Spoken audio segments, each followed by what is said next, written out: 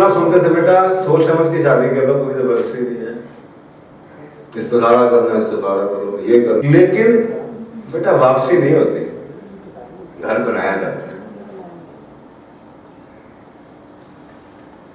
शादियां चलती थी, फर्स्ट क्लास चलती थी, छोटे मोटे झगड़े होते थे, टुक टुक होती थी, 60-1.5 साल में 22 साल से कम होते रहते थे, खत्म हो जाते थे।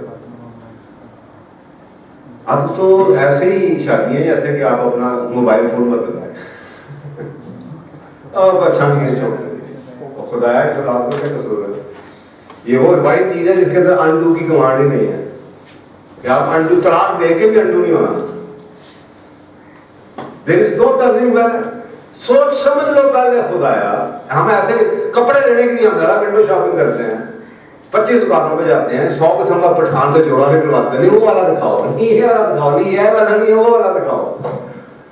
और शादियां हम ऐसे ही कर लेते हैं आंखें बंद करके।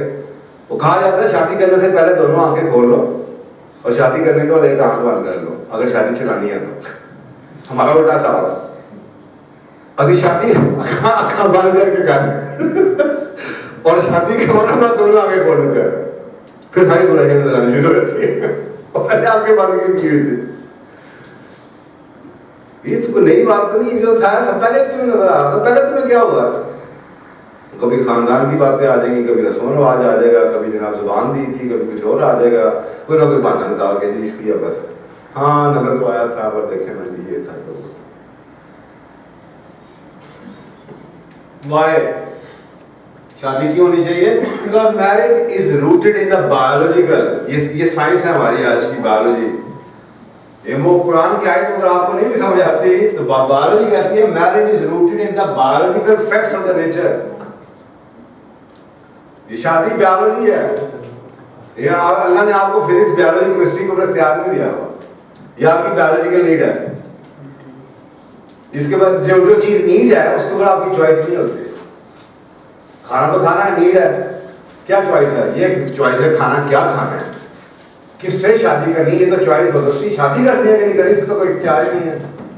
और आज हम उन चीजों पे बहस करते हैं जिन पे अल्लाह ने आपको इख्तियार नहीं दिया। कहाँ होनी चाहिए कि नहीं होनी चाहिए, लड़की लड़के की होनी चाहिए कि लड़के लड़के की होनी चाहिए, अमेरिका में ऐसे होती है। उन चीजों पे जरा फेसबुक पे जाएं, ये पाकिस्तानी लड़के क्या बैठे बातें कर रहे हैं, पाकिस्तानी लड़कियां क्या बातें करती हैं। लाहौर जैसे शहरों के अंदर एसोसिएशनें बनी हुई शादी के अगेंस्ट,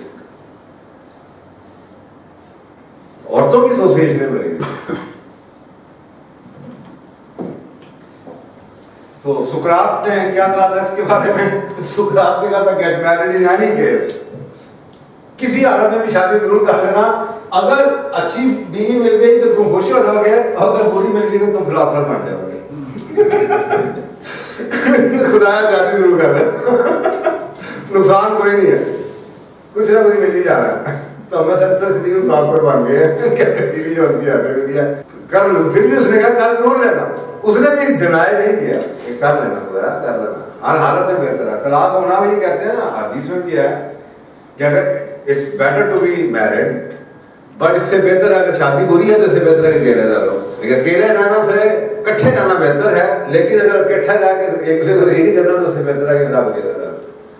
तो वो भी यही कहना चाह रहा है कि लेकिन शादी करा के भी तलाक और उसकी लेना वो भी बेहतर है, लेकिन शादी जरूर कर लेना, शायद उसमें आपको चांस ही रहना कि आप रह लो।